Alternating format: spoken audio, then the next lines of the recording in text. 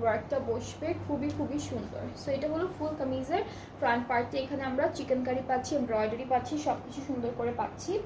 এখন হচ্ছে স্লিভসটা দেখবো একটু। স্লিভসটা হচ্ছে পুরোটা এমব্রয়ডারি ওয়ার্কের মধ্যে থাকবে, প্লাস এখানে খুব সুন্দর করে চিকেন কারি কাজও করে দিয়েছে।